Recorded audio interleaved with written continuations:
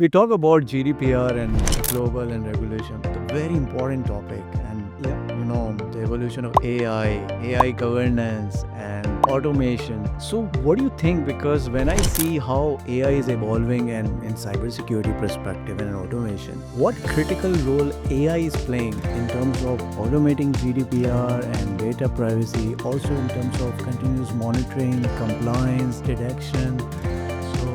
So I'll break that up into two parts, if I may. Back in mid 2015 to 2018, 19, 20, data privacy is very much a manual exercise. That's the way that we learn to do it. Excel spreadsheets, PowerPoints, Visio, lots of emails, and even, old school pen and paper just to keep notes of where you are on the program. But the challenges of this, of course, are huge. There are challenges of efficiencies, challenges of scale, accuracy, duplication, because you can't scale a manual program. You can't continuously go back to your stakeholders and ask the same questions.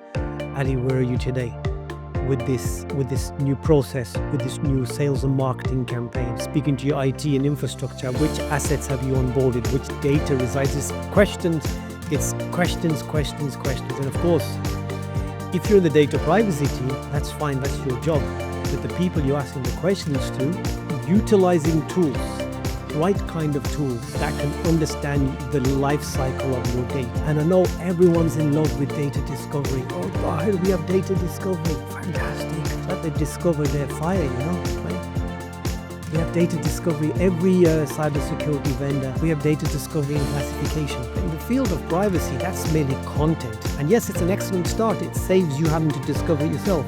Save you 6, 12, even 18 months worth of time. But what that doesn't give you is anything contextual. That's what's missing. You need the discovery. But what does this mean for the individual stakeholders? What does it mean for your data governance department? What does it mean for your AI team? Data plus the intelligence gives you the context. Now, what does it mean for your security team? Have they been alerted to any misconfigurations, to any violations, to any overprivileged access? That's just from a security perspective. From the AI perspective, is the AI team aware of all of the AI models being deployed? One of the main challenges currently in the world is that large organizations are deploying AI, they don't have an inventory. You can't track, monitor, measure, or improve what you don't know. Absolutely. If you don't know about it, you can't improve it, right? Then you also have shadow AI, where individuals have been prevented from using system ABC, but they download it onto their phones or their company laptops if there's not the right security in place. Nevertheless, you need a system technology system that's utilizing AI to discover, classify, and give you the intelligence and the context. And then finally, in the world of privacy, it's absolutely critical, as I mentioned, that previously, we did it on a manual basis. That's all we knew. Even trying to undertake a manual data discovery for a large-scale organization, you would have been talking about definitely a medium-sized team between 5 and 10, talking to multiple stakeholders over an extended period of time. And now, of course, we can utilize AI to do that discovery piece, the classification piece, and crucially, from the privacy perspective, highlight the risks. That was the missing element. The privacy team were always reactive, waiting for information to come into them so they can undertake various risk assessments, adding to the risk register. And the reason this is important, Ali, is because we're no longer in the GDPR era where you could quite easily have a sizable team of 10 or 15 or 20 individuals working on your privacy project. C-suite want compliance, but they want it in a streamlined, efficient manner. It has to show value to the organization. And in this region, especially as I go around and speak to C-suite, they all say to me, Tahir, how large should the team be? And that's almost a trick question because, of course, they want it to be as small as possible. And I talk about the challenges.